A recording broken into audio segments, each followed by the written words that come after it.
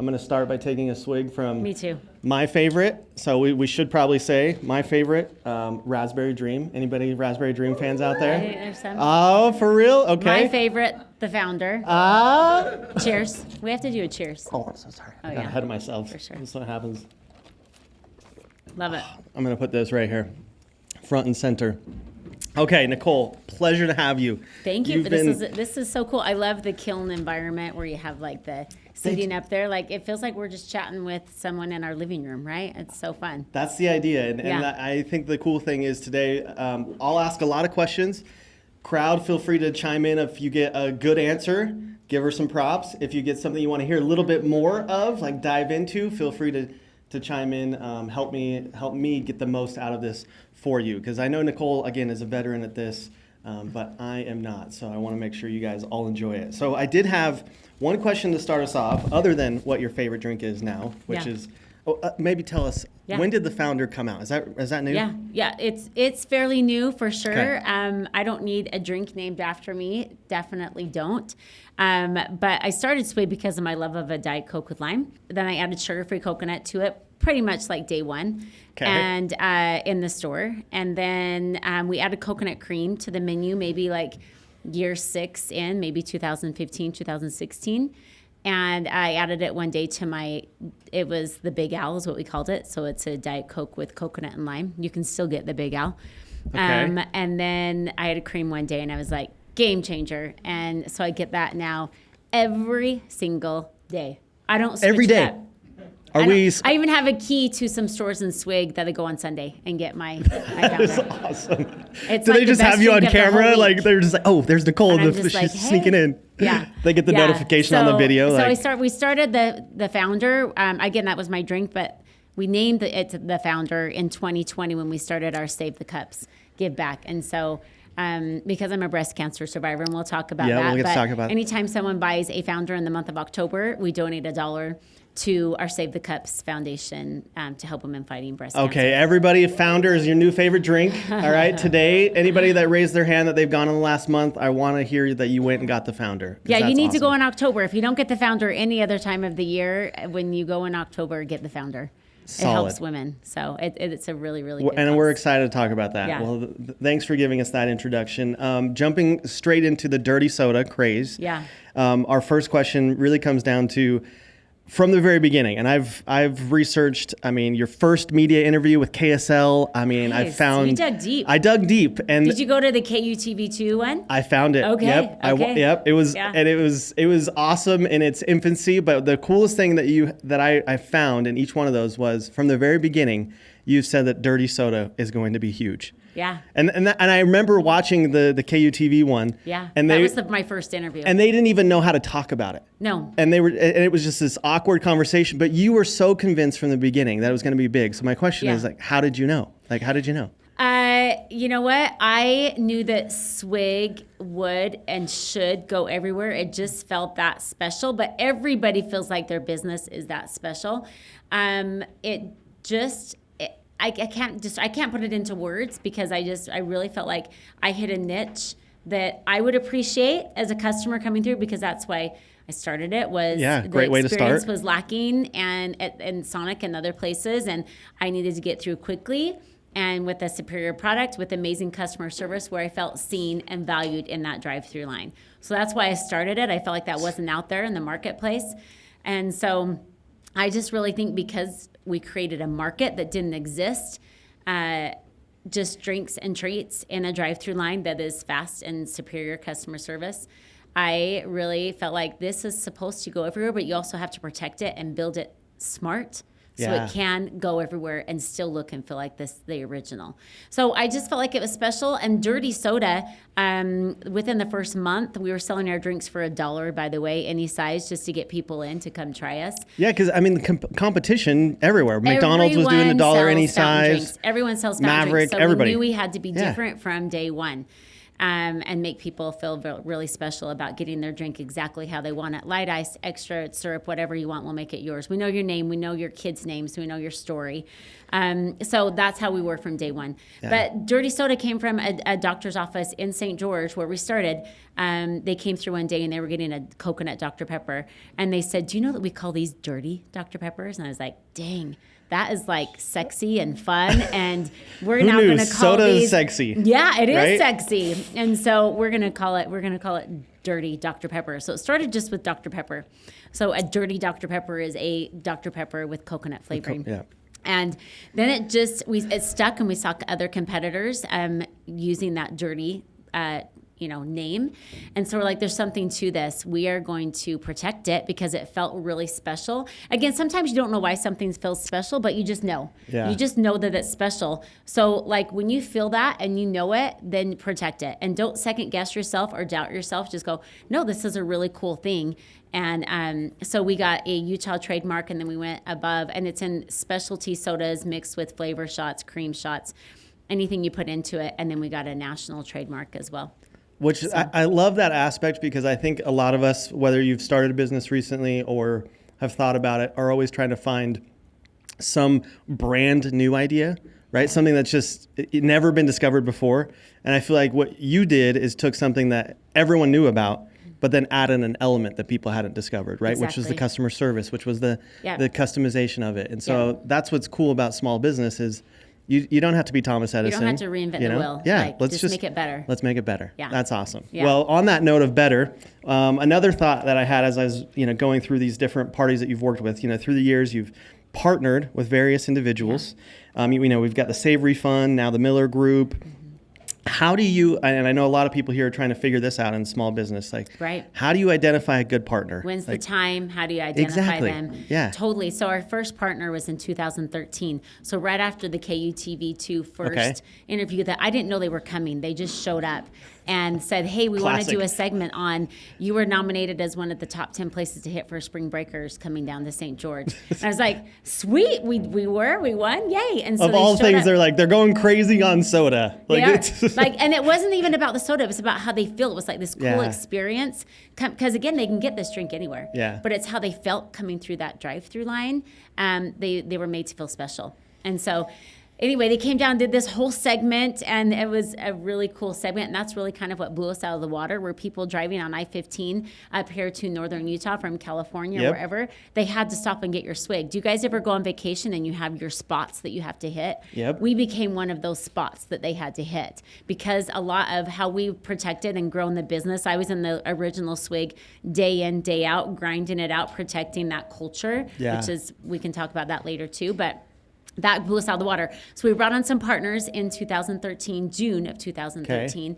And it was mainly so I could step away somewhat from managing, Swig 1 and then Swig 2. We used to number them back in the day. There's so many that we now have to put them with the name of the city. But Swig 1 and Swig 2, I still call them that. And we just opened Swig number 2 because we needed to relieve the lines of Swig number 1. And you see that in the video. Yeah, it was wild. It's wrapped. And the minute we opened Swig number 2 and they're only a mile apart, people would say that's crazy, but it's like we found an old building that we could fix up and we turned it into a Swig. It wasn't super intentional of we need to place it 10 miles down the road. It's we found a building that had gone into foreclosure, bought it, fixed it up, turned it into a Swig. So, and I can talk about that with our kids too. So fun. So anyway, the partners brought them on in 2013, and they were the ones that said, when we sat down, they said, do you realize that you caught lightning in a bottle? And I was like, oh, I feel like it's that special. I love it and I believe it, but does everyone? But they were like, no, seriously, the hype around this, and this was 11 years ago. Yeah. And they were like, the hype around this is really cool. We can feel it. We know it's going to be something really special. We want to be a part of it. So partner with people who are buying into the specialness or whatever that is about your business. You want them to feel it, love it, want to be a part of it. So that was our first partner. Second partner was Savory Fund. Okay. So I went to Andrew Smith. It was 4 Foods Group back then. And I went to him. I didn't know who he was. And I'm like, sorry, Andrew, I didn't know who you were. I was in my own little bubble in St. George. And But they did Kneaders. And so I'm like, oh, I know Kneaders and how that works. So I sat down with him of like, would you franchise? Because at this point, there was a lot of competitors. This is 2017. And we have 16 locations at Swig. And I'm spread so thin. Still live in St. George, but have like, 12, 13 locations up here. Yeah. And so I went to him like, would you franchise? We'd started down that path, done the legal work. I'd spent like $100,000 on it, but I just didn't feel good about it. I just didn't feel like we were ready. It kind of made me sick to my stomach. So I listened to it and put a hard pause on franchising and went to him of, would you franchise? And the minute I sat down with him, well, within about 10 minutes, I was like, oh, this guy's cool. I like what he's done with 4 Foods Group. They they partner emerging brands, food brands, and then they scale them. I'm like, that's what I need. I need restaurant experience. I need help in that. I don't need the money per se, but I need help. I need help so I can scale this and scale it right. So that was partner number 2. And then partner number 3 was LHM. But when you partner with Savory or 4 Foods, they get you to a certain point. We were the largest they partnered with at 17 locations or 16. They like usually 3 or 4, and then they scale you to about 40-ish. Wow. And then you hit a tipping point of like, we're ready then for the next phase of the game, and that's where you hit the gas, even though we were hitting the gas before, but that's when you really hit the gas. And so we brought some private equity groups in of like, hey, we're putting ourselves out to market. And they came from all over, LA, San Francisco, New York. And they all came in and they were like, what is this kind of soda craze? Like, what's going on? And we're like, well, it's more than soda. It's about the experience. It's like, like Starbucks sells coffee, but it's how they pitch it to you and how you feel. The delivery. You feel like it's your Starbucks. Well, that's how we feel about our Swig. And they were like, so when do you open? Like noon? And I'm like, no, 7:30 a.m. and there's a line of cars. And they're Who's like, been what? there? Who's been to opening? Right. Let's be honest. Yeah. Lauren's been there. Like when they opened. Okay, there we go, Karen. Yeah. And so they just didn't quite get it. They didn't quite buy into it. They valued us low. I mean, we hadn't even turned on franchising at this point. So they didn't value us for what we knew where we were going. And we had 45 locations at this point. So we just were like, no. We passed on about 3 or 4 of them, waited a year, and then LHM came to the table the summer of 2021.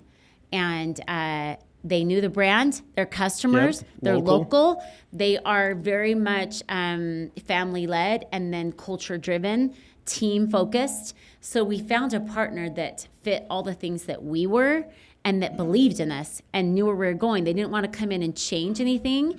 4 Foods was the same way. They just wanted to come in and help. So when picking your partner, powerful. That was a long story to get to that, but find the partners that just want to come in and add to and help. They don't want to change what you've started because you've created something really special. So if they are buying into that, make sure that they know how special it is and they just want to add to. Yeah. And that's what LHM did. I love it. The passion they had for it. They want to be with you. Yeah. Not along just the journey, along the ride. And I think partners, they might see, the twinkle of the success and they want to take advantage of it instead of actually, progress it. Yeah. So that's they're buying really cool. they're partnering with you for a reason. Yeah. Make sure it's the right reason. Very cool. Yeah. Awesome. Okay. Another one you mentioned, you talked a little bit about this with your kids. Yeah. Right? Like I invited some of you to bring your kids. Some of you might not have got the message, but I know we go to a lot of business meetups and it's really cool to meet me, but you probably really are interested in my daughter who checks you in. She's awesome. She tries to show up to most of my events and usually get free food from it. But and she does a little bit of work. So how did you incorporate them from the beginning? Yeah. What was that like? What's it like now? Love it. That's such an important question, especially as a mom or a dad. So your kids are the biggest part of your life, right? But you also have to make a living and have a business. So when I first started it, and I had 12 employees to start, and 2 of which were my kids.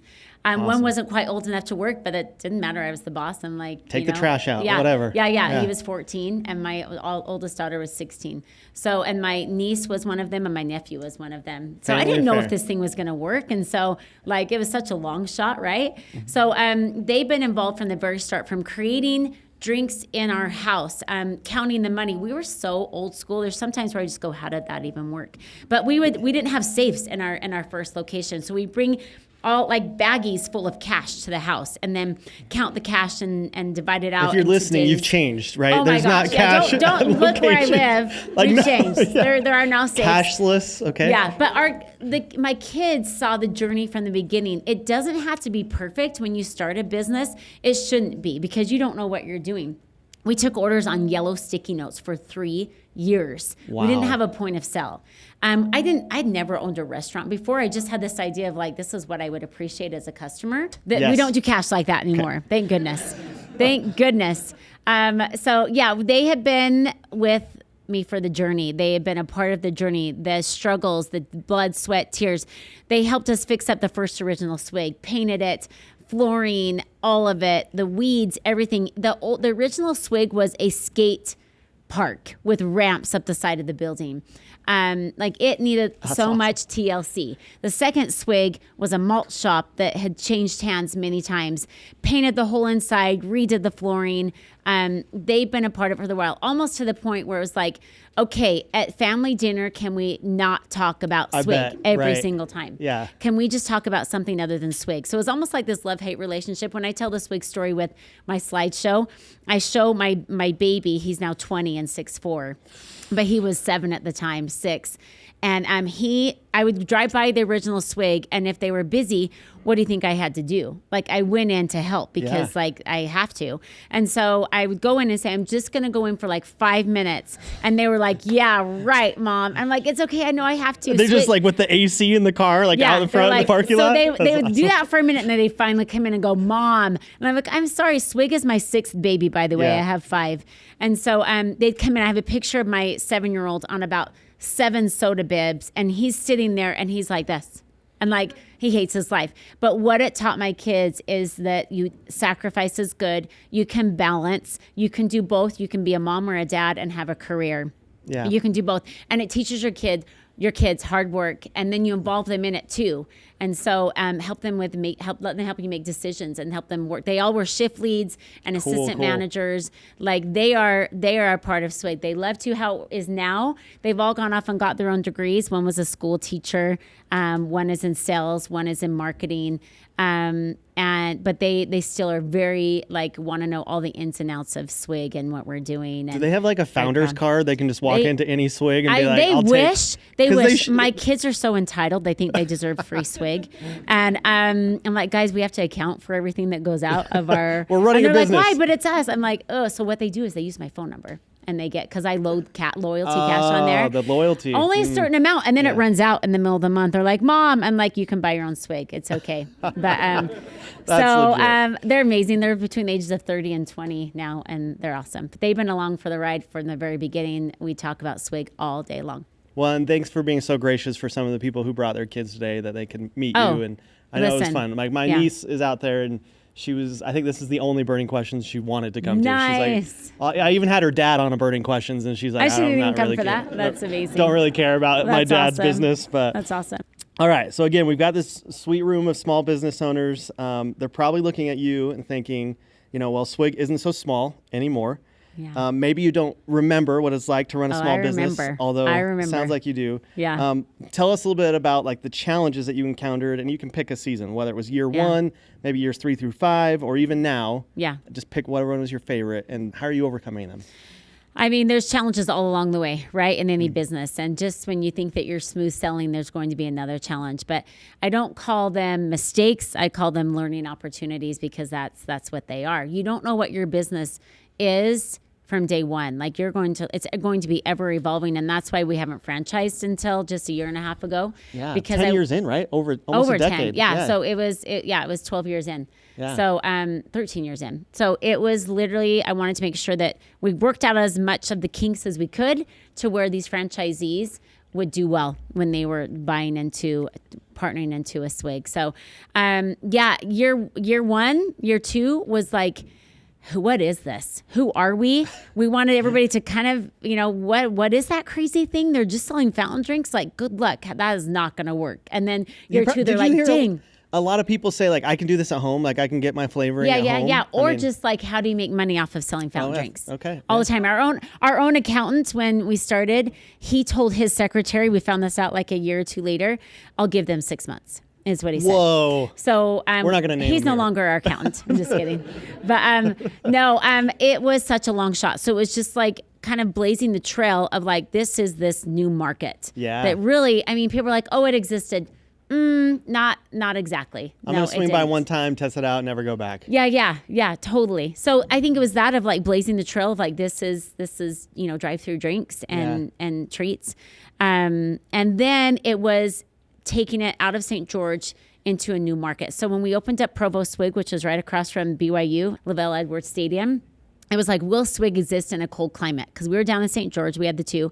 And can it exist when I am 3.5 hours away? Like, how do I duplicate myself and do that? So that was like some learning curves. Our bakery was down in St. George.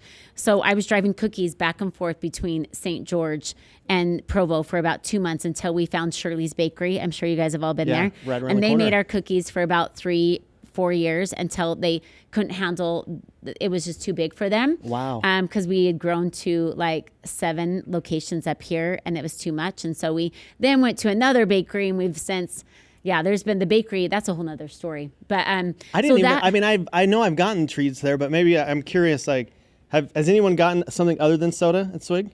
Well, you better. The cookies are like a big deal. Yeah. Okay, I'm on the outside looking in on this. I have not gotten any treats other than soda there, so maybe I didn't realize. So here's the thing: I didn't think that the cookies would be that big of a deal. I just wanted something that tastes like homemade that you would make at home, and it was all about the drinks. But went to Dutchman's Market in St. George, and someone had told me about their sugar cookies, and I'm like, I'll go see if he'll do that. And he said, I've never done anything like this before. I would just sell them in my own place and outsource. And he's like, but I'll try you. Another cool partner. Yeah. And then they flooded 2 years after that. And so we had to pivot really quick and found our own bakery. And so the cookie part of that is a whole, we had our own cookie mix for a while. It's and you a whole didn't even nother have to journey. get looped into the cookie wars. Like that was Thank goodness. Yeah, that was good. We had our own soda war. You did have the soda war, but I don't want any wars going Yeah, on. Just yeah. love and soda and cookies is what I want. good. So. All love. All That's the love. So there's been learning curves along the way as we are scaling out of state. We needed to prove that we weren't just a Utah thing. Yeah. That people drink soda everywhere. Coke and Pepsi are billion-dollar organizations for a reason. Yeah. And it's not because of Utah. We are like literally 30th down the line. Yeah. So we did our research and we're like, where are the top soda consumption states? And it was Oklahoma, Texas, like the South, Arkansas. So we went to Oklahoma first and Dallas, Texas next. And we proved ourselves out before we opened ourselves for the next phase of buyers to come in and then for franchising. How do we support our stores that are 2-3 states away? And that was a big test for us. And we learned a lot. And we broke a few things. And so that was the next step of like, how do we, branch out of just this heritage market? And then franchising, how do we do that when it's across the nation? And then soon to be, the world. Like, Whoa. Is that it's not a statement. It's not like a fact, but it will. We're not It's gonna publicly happen. traded, so you can make It's gonna happen. forward-looking statements. But question. I didn't know we got questions in Tune between. in. Bring No, it on. we're casual. Tune in. So I think the question that I have is like, when did you know that it was just going to be drive-through only? Because I feel like the new form factor is mostly like standalone, just drive-through. When did you make that transition from being a larger space to strategically just a drive-through? Or are there locations that you're building and franchising out that aren't that? Yeah, that's a really good question. We started out with a small space. The original Swig is 700 square feet. Yeah. I didn't need it to be big. We're not super complicated, and it was all about the drive-through. That's why I started it. That was the concept. It's all about that drive-through. I'm a busy mom. I just need to get in and get out. We've tried a few non-drive-throughs. Again, this is all testing, learning. The mall, Utah Valley University Mall, we had a spot in there in the food court. We closed it like 3 or 4 years later. We need the cars. We need the drive-through. If you ever see us without the drive-through, it's because it's some sort of like a deal to kind of get into another space. But as we're talking with franchisees, they have to have a drive-through. Drive-through is essential to us. It has to have a drive-through. 98% of our business is drive-through. We have a few walk-ups and a few walk-ins. The Lehigh location is our biggest location, but that was only because it was store number 7. I know that one, store number 7. It was a car wash. We just found it. It was on the corner of State and Main. It was like prime property. We turned it into a Swig. It now is our training headquarters for franchisee. It's our R&D kitchen. It's our all of our training team is there. So we've really maximized the space. We only need about 700 to 1,200 square feet, but we have to have a drive-through. So all the locations moving forward will just be drive-through only? Yeah, they might have a walk-up or a walk-in lobby. Yeah. We will always have a drive-through. Always. I shouldn't say that because we just opened Daybreak, a location in Daybreak out there, in Daybreak. Like downtown Daybreak or what? I guess. I missed it. I was up in Idaho, but it is a walk up. Very rare will you see that. Yeah. Very, very rare because we need the cells for the drive-through. But the space is literally 400 square feet. Tiny. Yeah. So very rare will you see no drive-through. Yeah, it's super important to who we are. I love it. No, I hadn't even thought about that form. Okay. Yeah. Here's another one. We're doing good because we're hitting you hard. I could talk all day. Okay, so good. Swig is again. You my guys sixth doing baby, okay so, out there? We're good. So We're still just going. interrupt Okay. me. Raise your hand. I didn't know we were doing this in between, so I was not. Nicole's scheduled till 4. So you guys are good. We'll We're just good. hang out here. We'll be The day's scheduled. Cool. Yeah. Okay. What about you mentioned this in the very beginning, like philosophy on giving back. A lot of founders end up choosing a cause. A lot of times it resonates with who they are. So help us understand how you chose your cause, and then how are you going about tackling that? So you know what? By the time we created the cause that you're talking about, it was 2020. So it'd been 10 years. I think too oftentimes businesses and entrepreneurs they just feel like they have to pick something that they give back to. You don't have to. Make sure that you're giving back in other ways without specifically like nailing down a certain very thing. organizational driven thing. So Cool. we're always kind of giving back. And for us, it was maybe schools before then. We would do fundraisers and sponsor schools. Yeah. And find something that's super authentic to you, because when you find that, it will land so well. And that's what happened for us. So it was 2020. The world was in total chaos because of COVID. We were one of the very blessed, lucky ones because of our drive-through and because we were a restaurant that thrived. We didn't just survive, we thrived because a lot of restaurants, sadly, were shutting down. Yeah. We had a drive-through that we had from the start. So drive-throughs are essential for us. But we were like their outing for the day. We were like their human connection for the day.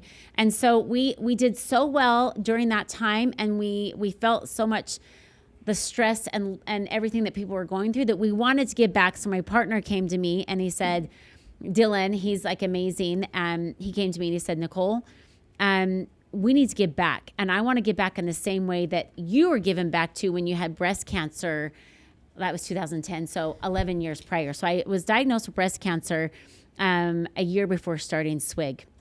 37 years old, had no reason to be getting a mammogram. My friend had just got a mammogram. She was a few years older. And I said, when do you think I should get a mammogram? And she's like, I don't know. I think everybody should get one at like a 35. And I'm like, well, that's great, but we're in between jobs, no insurance. I had no symptoms, no signs. Sure. So I put it off, and she asked me like 5 more times in like a month's period. I'm like, okay, best friend. Well, if you'll stop asking me, I'll go get one. So Wow. I scheduled it, called the OB office, and they second guessed it. They're like, why are you getting a mammogram? Do you have any symptoms? I'm like, I don't. I just feel like I should. Like, okay, fine. Radiologist, same question. Why are you getting a mammogram? 2 months later, I'm ready to go get the mammogram. It snowed in St. George. And how often does it snow in St. George? Right. So the radiologist tech calls me, and she's like, I live in Escalante. I'm trying to beat the snowy roads. Can we reschedule your mammogram? And then she says, but can I ask you, why are you getting this mammogram? And I'm like, 3 times, why am I getting this mammogram? And I was about ready to say, yeah, let's reschedule, you get on the road. And something inside of me said, you go get that mammogram. So I said, if you'll wait for me, I can be there in 20 minutes. And she's like, pause. And she's like, okay, I'll wait for you. So I drove out there, did the mammogram. I was like, boom, big check. I'm like done. And an hour later, I still remember in Christensen's in St. George, the phone call. And they're like, we see something suspicious. We need to see you tomorrow for an ultrasound. My heart dropped. I'm like, are you kidding me? For real? And so my youngest was 4 years old, and then up to 14. So I go to get the ultrasound, and they go right to it. It's very rare aggressive cancer that's a killer because you can't treat it with chemotherapy or radiation. You just cut it out. If I would have waited till 40 to get my mammogram, I wouldn't be here. So my life was spared, but then I had over $12,000 of medical bills. Again, no insurance, in between jobs. Applied for medical assistance at Dixie Regional Medical Center. Remember to this day, still sitting in the hospital room, and they said, Nicole, you've qualified, and can you pay $100? And that's it. No. So I wrote a check for $100 right then. And so I was not only cancer-free, but I was then medical debt-free. So it gave me renewed life, I think. Started Swig a year later. Life is short. You just never know. But everybody has something that they're going through. It may not be cancer. It may be financial. It may be so many other things. So in our lines at Swig, we want to see people for who they are and that they have something that they're going through. So we want to lift that load, even if it's with a drink and a smile, and I know your name and I know your drink. So we give back. It's called Save the Cups. We sell drinks in cups, and we're helping women hopefully to save their cups. And it's a little, edgy. No, but, soda is sexy. I know. Dirty Right? soda is sexy. Dirty soda. So we give back to women fighting breast cancer, and we pay for their medical bills or any financial relief that they need to help lift their load. Because when you're fighting cancer, that's the last thing you're worried about is the financial side of it. You're just trying to save your life. And I had a very inexpensive treatment. So now we have raised almost $1 million in just 4 years' time. And thank Killer. you. That's incredible. So good. Yeah. So cool. good. And I have the privilege and honor of selecting these women, and it is very hard to select these women. And I show up at their front door, and they are bald. They've lost their hair. They are on oxygen. They are sick, so sick. And several of them have passed since I have delivered checks to them. But I feel very, very blessed that I am able to have a business that can give back in the same way I was given to, and give to these women that are fighting the fight. So that's what I mean. Thank you. Wait for the right thing to come around. There's sometimes where I go, was Swig made for Save the Cups? Like, I don't know. But like, I feel very privileged and honored that I have the opportunity to give back in this way. And another plug then to the founder. So if you want to get a drink today, I know my makeshift ones weren't that great. So when you leave here and you drive to the drive-thru, another founder drink. Yeah, in October especially. Absolutely. Mm-hmm. Well, cool. Here's another thing I found interesting. Just like a lot of founders, you get interviewed. I'm not the only one, right? A lot of people have talked to you through the years. But this is a quote that I found from not the article, but the bio of who you were. And it said this. It said, "I love my Heavenly Father because I know I have all this from Him. I am blessed," end quote. So I'd love to ask you a little bit more about that. Like, how have you found, whether it's your faith or your God to be something of meaning in the journey? He's everything. I just shared, I'm here because of Him. Yeah. I should not be here. So I'm here because of Him. Why did Swig work? It was such a long shot. It was the craziest long shot, not ever, but it was a crazy long shot. Everybody sells drinks. So, and everybody, you can make your business really special, but for some reason, this one stuck. And he's driving it. Like, it is him. I work hard, and we all work hard, and my team works even harder than me. Like, they protect it. They protect that culture. It is all because of him. I don't know why it's done when it's done. I seriously sit back sometimes and go, it was just like one. Like, please let one location work. I need to pay the bills. And we're what, 250 now? Or going towards that? We've sold 500 units. When we opened up franchising, we've sold 500 in just like 2 months' time. It was like boom, boom, boom. And we sold them in big groups. So you have to buy at least 10. And we did that purposefully so that we can give the support needed. Cohesion of the ownership group. We just opened up store number 80. Which again is mainly corporate. We have 10 franchise locations. Okay. By the end of this year, we'll have 100 locations. By the end of next year, we'll probably have 175. The next year, 300. Like, here we go. Wow. Like, it's going. And you're probably going to need some more Jesus for that. Like, that's a lot of a work. lot more Jesus. Please take the wheel. Take the wheel. But again, with bringing on partners, anytime I would be trying to select a partner, it was done with prayer, because I need someone who's going to love it like I do, protect it like I do, protect that culture. Who we are inside Swig it's the culture. We are all about team building.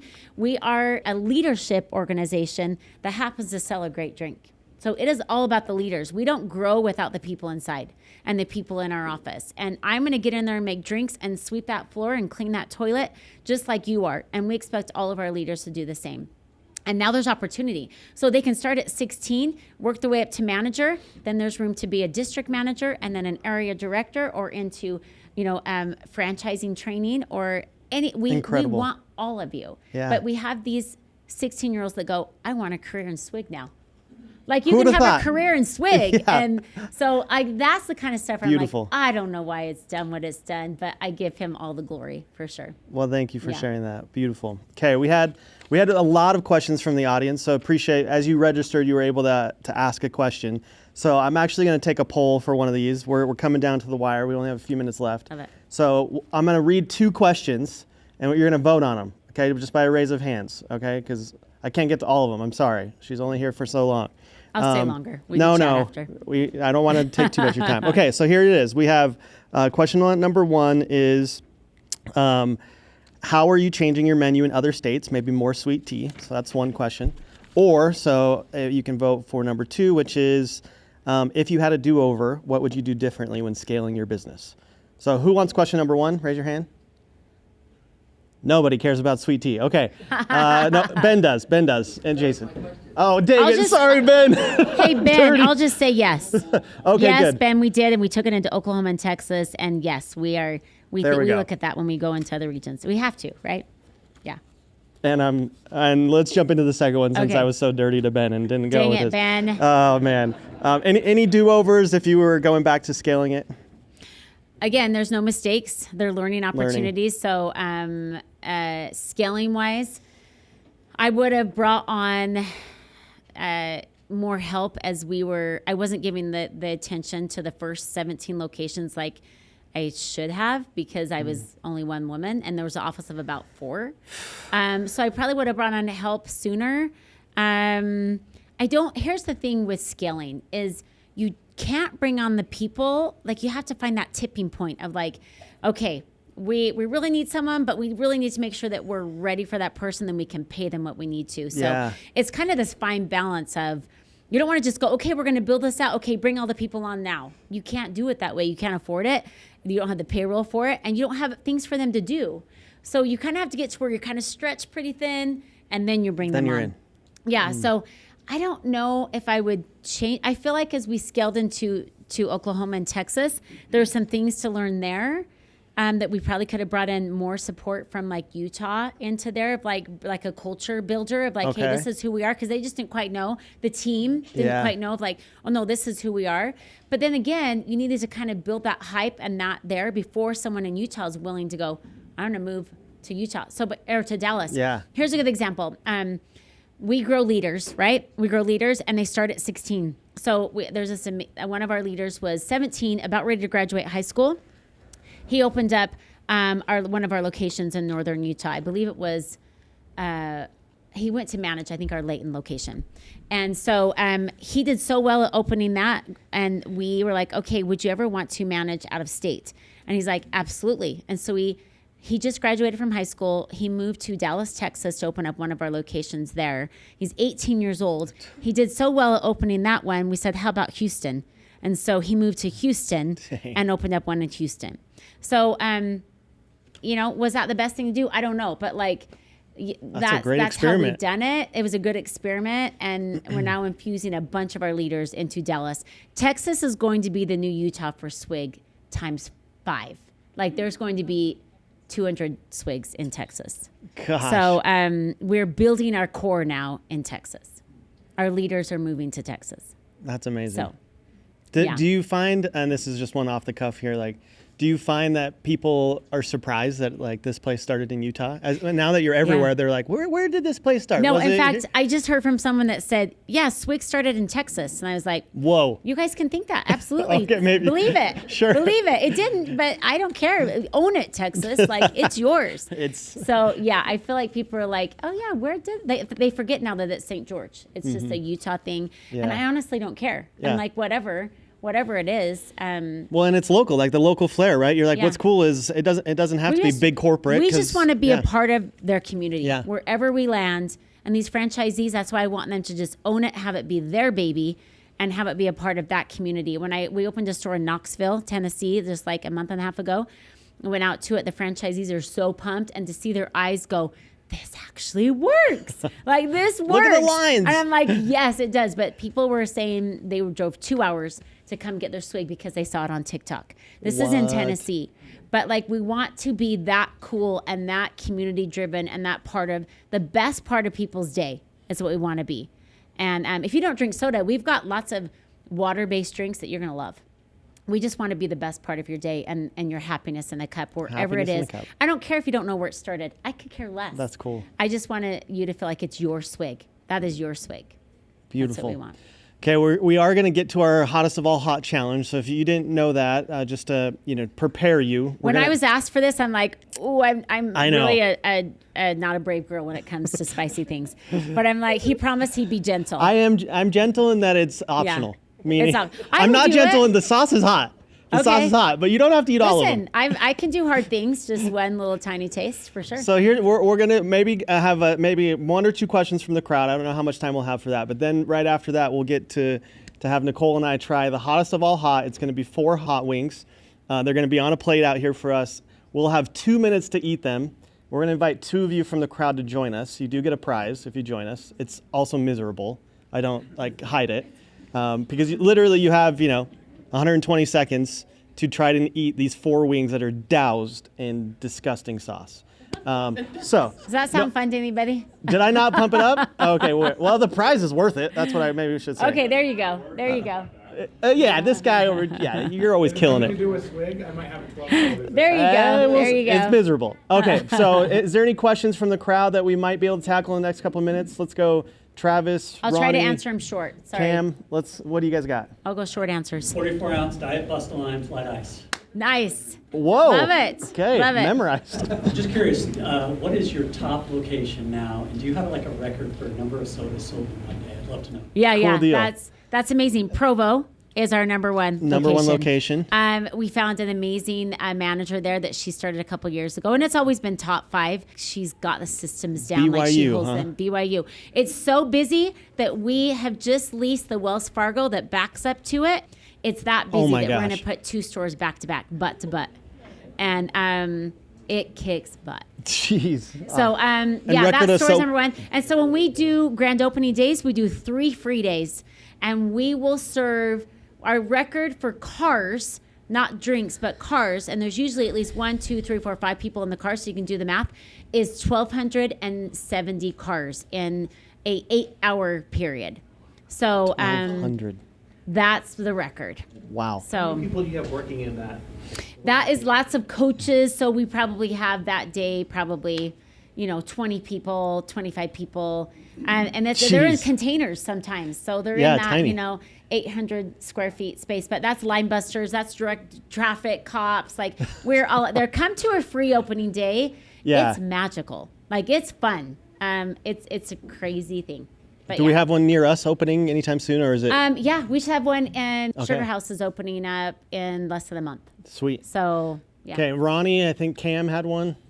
I'm a raspberry dreamer kind of guy. Love it. Okay. Classic. My curiosity is just like with legal type stuff. I mean, was there any, I never heard about any soda wars similar to the cookie stuff, but I mean, there's obviously people who are copycatting you and are kind of doing similar things, but I don't know, any of that kind of stuff, like legally, lawsuit-wise, from Go back to 2015 and Read some articles. read some articles. It just has to do with the dirty soda, dirty right? soda. Yeah. And we sent cease and desist to everyone. Even Maverick had it above their gas tanks. Make your drink dirty. It was confusing the marketplace, is why we had to send the cease and desist, because not everybody's coconut is the same as ours. And if I tried a dirty soda at Maverick, sorry Maverick, I love you for all the reasons, clean bathrooms, big all of it, but their coconut flavoring was not good. So if they tried a dirty soda for the first time at Maverick, they're not going to come to a Swig and get a dirty soda. So and sometimes it was adding lime made it dirty, but that wasn't dirty to us. Like, just certain things. Everybody took it off but one. So. That's what's crazy about when you're a person of the community and you're trying to deliver something that you love and that people love. sometimes you do have to get. You have to protect it, Yeah. and I'll say that too. That's some advice I give you. Protect it. If it feels really special Yeah. to you, protect it. Because 2021, Olivia Rodrigo went to a Swig. We didn't even know she was going. She took some pictures and then did hashtag Dirty Soda. And then Dirty Soda went viral, and that means that Swig went viral. The Today Show called me in May of 2021 and said, hey, I didn't answer. I was like, do I answer this? And it said NBC Universal Studios. And I was like, that's back after COVID where you're getting all of these like prank phone calls. Sure. And like, I answered it and they're like, this is a producer from the Today Show. We hear that Swig is the originator of Dirty Soda and we hear that you're the founder. Can we ask you a few questions? I was like, yes, you can. And so answered a few questions. Like a week later, Al Roker was drinking their own Swig Dirty Soda on the Today Show with a Swig logo right in front of it. So we protect your brand. And if we hadn't protected it and done the lawsuit back in 2015, so 6 years prior, they wouldn't have been coming looking to Swig for who the originator of Dirty Soda is. Like we had over 1 million views. One that wasn't us. Someone went viral with TikTok or with Dirty Soda, over 1 million views, and making Dirty Soda at home. Yeah. So protect Great. it. Cam, what do we got? A month or two ago, I was at the grocery store and saw that Dr. Pepper now has their own coconut cream special edition. Yep. I think that's because of Swig. I mean, yes, I would But it's say not so. it's not dirty and it's not the same coconut. Yeah, They well, don't call it dirty, but Yeah. it is special and it sold out everywhere immediately. And Yeah. I saw that, I thought, wow, Swig Yeah. made that impact on Dr. Yeah. well, I believe that too. That's amazing. We just got to meet with a month ago. We flew down to Dr. Pepper's headquarters in Dallas. They invited us in, and we met with the president of Dr. Pepper, and we talked about Dirty Soda and about So cool. a partnership. We brought a Raspberry Dream. We brought the stuff and made our own Raspberry Dream there. And So crazy. so they're taking note. Dr. Pepper's taking Yeah. note of Swig. Coffee Mate, same thing, the coconut creamer. Mm-hmm. Yeah, dirty. Yeah. So I'll tell you a little bit about the dirty thing. So we had a technical lapse in it, really shameful, like sad on our end. And so we actually lost the trademark. So I guess if there's one thing I regret in the journey is it was like, anyway, we lost it. So we're fighting now to say that we're the original Dirty Soda. And, but I now go, you know what? It's okay that other people are using it because they are actually blazing the path of like, this is what Dirty Soda is and Swig is the original. So again, I'm going to say, yeah, that was kind of definitely a big oops, but, and honestly might work out for the best. Sure. Yeah, because roll they're with it. now blazing the path of like, this is what Dirty Soda is. And hey, have you guys heard of Swig? They're original of Dirty Soda. So, yeah, there's no mistakes. I mean, that was a big mistake, but like, it's okay. But learning, I'm but like, it's ooh, learning. You it's learned. learning, and you know what? It may be for our benefit. Yeah. So, yeah. Because Coffee Mate Awesome. now has like a dirty creamer. And they say use it in Dr. Pepper. So you guys can go look that up. But yeah, now that you kind of know the start of it, it started it. in this little shack in St. George of like, please let this one thing work. So awesome. Well, thank you again. We probably won't get to any more questions so that we can be miserable for our last 2 minutes. But if we could just give Nicole a big round of applause for sharing the insights. Thank you so much. I always want to get that round of applause out of the way because this next part where we do this, if you Where we bring the cry? rings out, yeah, we Where we're cry. crying? So Yeah. we at least have Thanks, some everybody. Swig. Good questions. And by the way. we'll get a chance to chat with Nicole right at the end here. But Yeah. okay, here's what we got, guys. Here's what we got. And there's this spot too, unless you guys look comfortable. Okay. We're so comfy. So number 1 is the double hot jalapeno. Okay. Number 2 is the iguana atomic pepper sauce. And don't ask me what the Scoville is because it's all miserable. Number 3 is the temporary insanity. Number 4 is the ass blaster. Here's what our challenge is. Okay. We have 2 minutes to try to get through all of them. You do not have to. I'm happy you're here. Like, I'm happy you're trying this. Can we have a couple bites of each? You can have a couple bites of each. You can do whatever you want. It's 2 minutes to try to get through as many of them as we can, and then we cry. And Then we cry. and My then nose starts to run when I have spicy. and then we just end it, and then we usually run to the bathroom, and you guys mix and mingle. So I'm gonna put on my timer here. Hold on. You guys have to. We can can do hard things. Yes, we gosh. can. As everybody watches I us know. do this. There's something wrong with this. I haven't had a crowd of people watch me cry since elementary school. Okay, so again, number 1 to 4, you can just grab them as you eat them. So, okay, 1 to 4. So number 1 hot Same here, all the way to 1 here. to 4? Yeah, so just kind So of. you guys take these two. Yeah, I'm taking this and then one. we'll take this and one. we have napkins. We have wet naps. No. Okay, Here you go. you guys ready? White on your pants. Okay. I know. I've got white I'll just pants. put That was a those right bad there. choice. All right, here we go. 2 Okay, minutes. this is the least. Starting now. This is the least. And you asked us questions after this? No, I'm just Oh, gonna. We're okay. just gonna Are we look. going? We're just gonna be miserable and Did do you it. say Yeah. yay? Oh. This is more just like talking about how terrible they taste. That one's not that Super bad. enjoyable. The No. white pants. Why I did I will not say, think about this? I'm not from Utah though, so I've noticed there's a different spicy level. Oh, where are you across- from? Well, I grew up in Pennsylvania, but I'm I came already from dying. Atlanta. I took a tiny bite. How- You took a big bite. I took a tiny bite. That Yeah, wasn't that was bad. 30 seconds, so you can go whenever. Oh, Oh shoot. 30 Whenever you want. seconds. We have 30 seconds to eat them? What are you saying? Well, that was we already went through You 30 ate that whole seconds. thing. Look at my tiny bite, and he ate the whole thing. Yeah, I could have probably eaten more of that. Should I just skip to the end because I probably won't get. You want the ass blaster? That's what you're asking for? This is third. Okay, I'm just going straight for it. That one's good too. Which one's this one? Oh, that one's disgusting. The ass blaster is just like pure I got it on the hot. carpet. That's Yeah, okay. that one's. Oh. It hits later. That's what starts to happen. I know. I think I inhaled that. Can I just take the fat?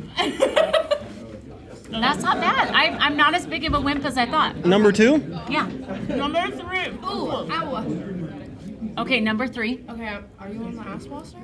I don't think we put enough sauce on there. I think you did That great. was really hot. I'm gonna it's do starting to hit a little bit. Let me try this third one. one. Okay. Like, look at that one. It's kind of gross. I don't like that. It looks. I don't want to say it. win. We're all winners. Ah, Oh, that one's like vinegary. yeah, the third one. Third one's gross. No, Don't eat the third one. That one's Too hot. that last one. temporary insanity. My lips are mouth on fire. Are you feeling it? Woo! Yeah. Are you feeling it yet? Oh my gosh. I haven't even done the last one. You guys. one's hardly shaken. Ooh. Oh, Sorry. that was all we had. Oh, well Sorry. done. Woo! Give them a round of applause. They got through 2 minutes. Well done. Oh my gosh. That is killer. Did you get a water? Oh, I just. Oh, Let me I get- didn't even get to the last one. Oh, that's okay. it's okay. We That's did okay. great. It's gross. Yeah. It's gross. Ugh. Thank you for participating. We Ah, have a gift from the Utah Warriors. We're our sponsor last. Yes, And they they- are. Which was the I whole can't even meaning say it. behind but- it. Yeah, it's gonna burn later. Well, we know what's coming later. Oh, Yeah, the blaster. oh gosh. I'm good with that one. Thank you. Wow. Okay, well, Not even orange. Nicole and I will be happy to mix and mingle if we can, but we're grateful you came. Thanks for joining us for the Thanks, latest everybody. burning questions. I